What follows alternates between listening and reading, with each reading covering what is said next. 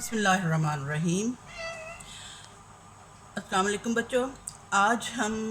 मुशावरत के बारे में बात करेंगे कि मुशावरत है क्या। मुशावरत असल में किसी को किसी मुश्किल के हल के लिए राय देना या मशवरा देना होता है। हम इसमें तालिब इल्मों को अपने मसाइल से नबुर्दाज़मा होने, मुश्किलात के हल के लिए कोई मशवरा देने और अपने तालीमी अपने मुख्तलिफ़ मसाइल में मदद देने को हम मुशावरत का नाम लेते हैं। इस हवाले से अगर हम बात करें तो मशवरा देने वाले को मुशीर कहा जाता है, जबकि मशवरा लेने वाले को कौंसल कहते हैं। इसके साथ साथ मुशार अलैह भी कहते हैं और मुवक्किल भी कहा जाता है। जब हम कहते हैं कि मशवरा उस सूरत में लिया जाता है जब कोई शख्स किसी ऐसी मुश्किल सूरत हाल का शिकार हो जिसमें कि वो अपने मसाइल को खुद से हल ना कर सके और वो दूसरों से मदद का तलबगार हो। इस हवाले से हम जब बात करते हैं कि स्टूडेंट्स में मशवरा देने के लिए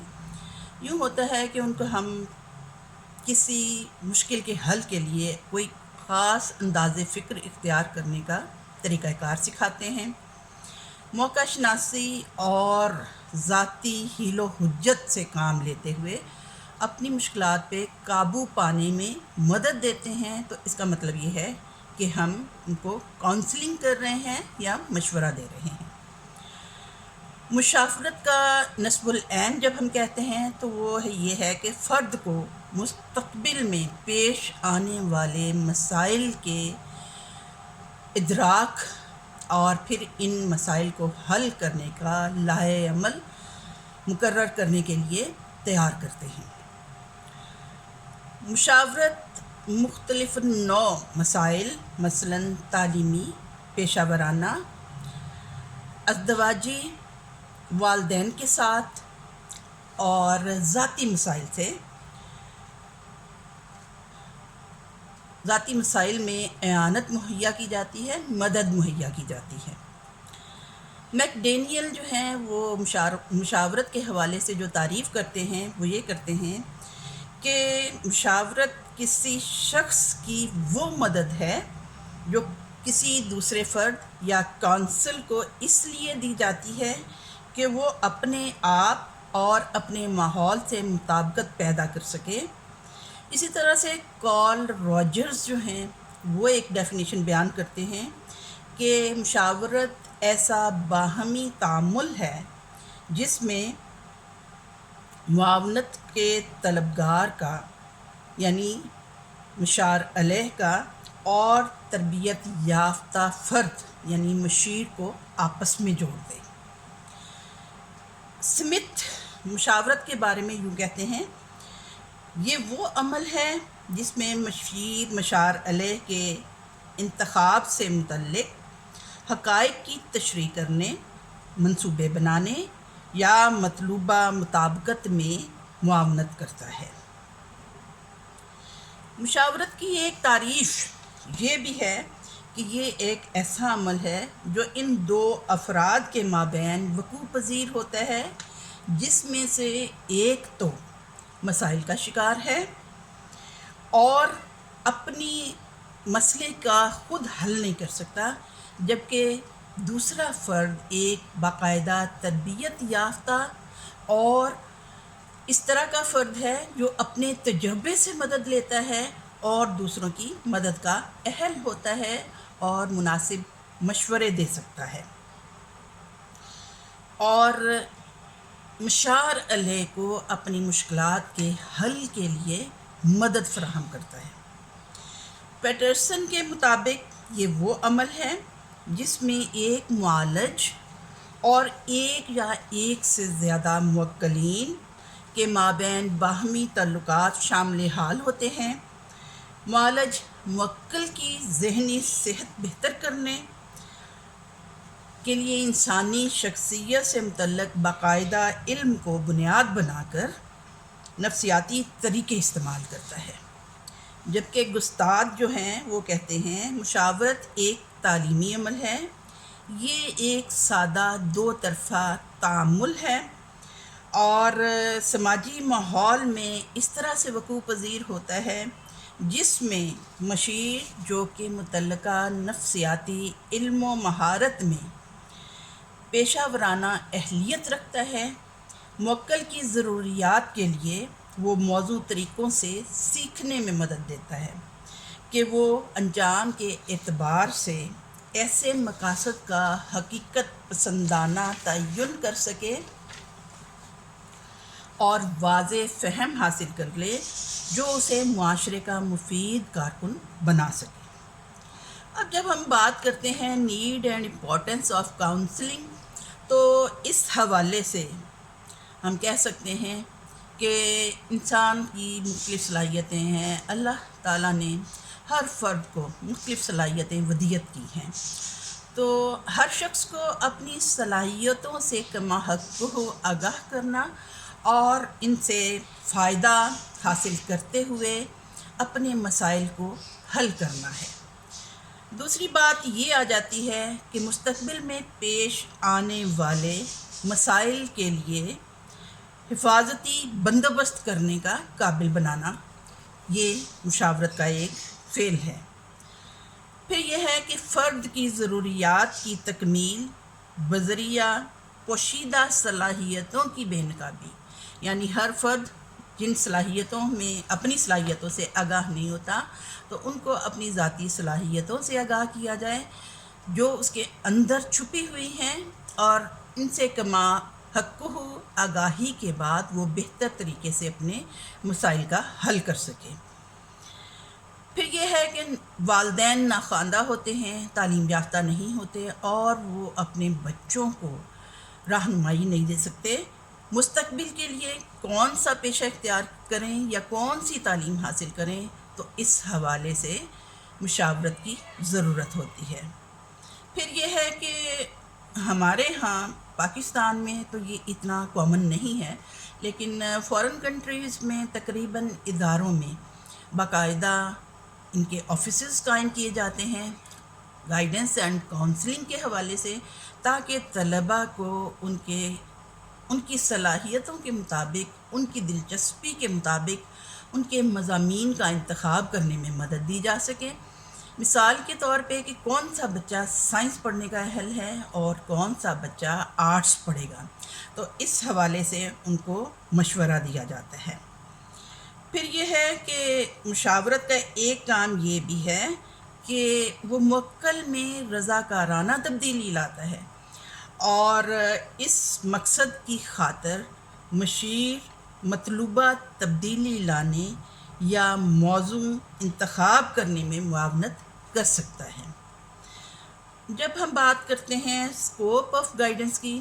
تو اس کے حوالے سے یہ ہے کہ سب سے پہلے ایجوکیشنل گائیڈنس، کہ تعلیم کے حوالے سے طلباء کو گائیڈنس کی ضرورت ہوتی ہے۔ تعلیمی میدان میں مختلف مشکلات پیش آتی ہیں، بچوں کو اپنے ساتھیوں کے ساتھ مطابقت پیدا کرنے، اسکول کے ماحول کے ساتھ مطابقت پیدا کرنے، ٹیچرز کے ساتھ، کمیونٹی کے ساتھ مطابقت پیدا کرنے کے لیے تعلیمی طور پر گائیڈنس دی جاتی ہے، رہنمائی دی جاتی ہے۔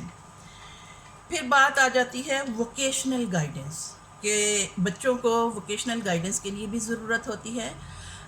بچوں کو بتایا جاتا ہے کہ وہ کون سا ووکیشن اختیار کریں، کون سی ٹیکنیکل ایجوکیشن ان کے لیے ہیلپ فل ہوگی جو آئندہ زندگی میں پیشہ اختیار کرنے میں ان کی مدد دے گی۔ لیڈرشپ گائیڈنس کیا ہے؟ لیڈر بنیادی طور پہ ہم اسکولز کے حوالے سے جب بات کرتے ہیں تو کلاس میں بھی کچھ لیڈرز ہوتے ہیں، جیسے گروپ لیڈر ہے، مانیٹر ہے۔ پھر یہ ہے کہ ٹیچر جو ہے وہ کلاس کے لیے لیڈر کا کام کرتا ہے، اور ہر ٹیچر جو ہے وہ اپنے اسٹاف کے لیے لیڈر کا کردار ادا کرتا ہے۔ تو لیڈرشپ کا رول ادا کرنے کے لیے بھی باقاعدہ رہنمائی کی ضرورت ہوتی ہے۔ پھر یہ ہے کہ سوشل اینڈ سیوک ایکٹیویٹیز میں حصہ لینے کے لیے طلباء کی گائیڈنس کی سخت ضرورت ہے کہ بچے کون سی ایکٹیویٹیز ہیں جن میں حصہ لیں، کون سی ایکٹیویٹیز اختیار کریں، سوشلی کس سرکل سے وہ کس سرکل میں وہ شامل ہوں، اور شہری اچھا بننے کے لیے ان کو کون سی اچھی عادتیں اپنانی چاہیے، اس حوالے سے بھی گائیڈنس کی ضرورت ہوتی ہے۔ پھر یہ ہے کہ ہمیں بچوں کو ہیلتھ اینڈ فزیکل ایکٹیویٹیز کے لیے بچوں کو گائیڈنس کی ضرورت ہے۔ ان کی صحت کے اعتبار سے ہم دیکھ سکتے ہیں کہ ہر بچہ جو ہے وہ صحت کے حوالے سے کسی نہ کسی مسئلے کا شکار ہوتا ہے، اور ان مسائل کا شکار ہونے پہ اس کو اپنی تعلیم حاصل کرنے میں مشکل پیش آتی ہے۔ کچھ بچوں کی آئی سائٹ ویک ہوتی ہے، کچھ سننے میں دشواری محسوس کرتے ہیں، کچھ بولنے میں دشواری محسوس کرتے ہیں، جسمانی معذوری بھی ہوتی ہے۔ تو اس حوالے سے ہمیں بچوں کو گائیڈنس دینی ہے، رہنمائی کرنی ہے کہ وہ کس طرح سے اپنے مسائل کا حل کر سکیں۔ اسی طرح سے فزیکل ایکٹیویٹیز، مثال کے طور پہ بچے کس گیم کا حصہ اختیار کر سکتے ہیں، کس ٹیم میں شامل ہو سکتے ہیں، ان میں کون سی صلاحیتیں ہیں جن کا استعمال کرتے ہوئے وہ کسی خاص ٹیم کا یا سپورٹس کا انتخاب کر سکتے ہیں۔ مثلاً اپنی فزیکل فٹنس کی بنیاد پر ہم کہہ سکتے ہیں کہ بچہ کس گیم میں حصہ لینے کا اہل ہے۔ پھر یہ ہے کہ بچوں کو اپنا لیجر ٹائم، فالتو ٹائم گزارنے کے لیے بھی گائیڈنس کی ضرورت ہے۔ آج کل جیسا کہ آپ جانتے ہیں ٹیکنیکل دور ہے، مختلف گیجٹس موجود ہیں، موبائل ہیں، ٹی وی ہے، کمپیوٹر ہے، پی سی موجود ہیں، ٹیب ہیں۔ تو بچوں کو اس حوالے سے گائیڈنس کی ضرورت ہے کہ وہ اپنا فارغ وقت جو ہے کن ایکٹیویٹیز میں گزاریں، کن مشاغل میں گزاریں، تاکہ یہ مشاغل ان کا ٹائم ویسٹ کرنے کی بجائے ان کے علم میں اضافے کا باعث بنے، ان میں تجربہ آئے اور وہ بہتر طریقے سے اپنا وقت گزار سکیں۔ پھر ہوم ریلیشن شپ یعنی اپنے اہل خانہ کے ساتھ تعلقات کے لیے بھی گائیڈنس کی ضرورت ہے۔ والدین اور بچوں میں ایج گیپ ہوتا ہے، اور یہ ہم کہہ سکتے ہیں کہ اس گیپ کی وجہ سے بعض اوقات والدین اور بچوں میں مسائل پیدا ہوتے ہیں۔ اکثر و بیشتر والدین یہ شکایت لے کے اسکول میں بھی آتے ہیں کہ بچیاں یا بچے جو ہیں وہ والدین کے ساتھ مس بیہیو کرتے ہیں، ان کا کہنا نہیں مانتے۔ تو اس حوالے سے بچوں کو گائیڈنس دینے کی ضرورت ہے۔ پھر بچوں کو رائٹ اینڈ رانگ کا کنسیپٹ یعنی درست اور غلط کا کنسیپٹ دینے کے لیے گائیڈنس کی ضرورت ہے۔ آپ نے دیکھا ہے بہت چھوٹے بچے جب شروع میں اسکول میں آتے ہیں تو کیا کرتے ہیں، بعض اوقات اپنے ساتھیوں کی بکس چھپا لیتے ہیں، پینسل، ربڑ، شارپنر وغیرہ بھی اٹھا لیتے ہیں، یا ایک دوسرے سے مار پیٹ کرتے ہیں، لڑائی جھگڑا کرتے ہیں۔ تو اس حوالے سے بھی بچوں کو گائیڈنس کی ضرورت ہوتی ہے، ان کو بتانے کی ضرورت ہوتی ہے کہ ایک کون سا کام، کون سا فعل اچھا ہے، بہتر ہے، اور کون سا فعل غلط ہے، اور بچوں کو اس حوالے سے بتانے کی ضرورت ہوتی ہے۔ پھر یہ ہے کہ بچوں کو کوآپریشن کے حوالے سے بھی سکھانے کی ضرورت ہوتی ہے کہ بچے جو ہیں وہ ایک دوسرے کے ساتھ مل جل کر گروپ میں کس طرح سے کام کر سکتے ہیں اور ایک دوسرے کی مدد کیسے کر سکتے ہیں۔ ریلیجیس گائیڈنس کے حوالے سے بھی ہم کہہ سکتے ہیں کہ ہمیں بچوں کو سکھانے کی ضرورت ہوتی ہے کہ بچے جو ہیں وہ اپنے مذہب کا احترام کریں اور اپنے مذہب کی روایات پہ عمل کرتے ہوئے بہتر مسلمان، بہتر انسان بنیں۔ اسی طرح سے جب ہم بات کرتے ہیں کہ کاؤنسلنگ کی کیا اسکوپ ہیں، تو اس میں سب سے پہلے ذہنی صحت کا حصول، کہ ذہنی طور پہ بچے جو ہیں وہ صحیح ہوں، مورلی درست ہوں، اخلاقی لحاظ سے بھی درست ہوں، اور اپنے مسائل کو صحیح طریقے سے حل کر سکیں۔ پھر یہ ہے کہ ان کے تبدیلی میں ان کو کوئی جو تاثیرات میں تبدیلی میں ضرورت ہوتی ہے، ان کو مشاورت ہوتی ہے، ضروری ہے،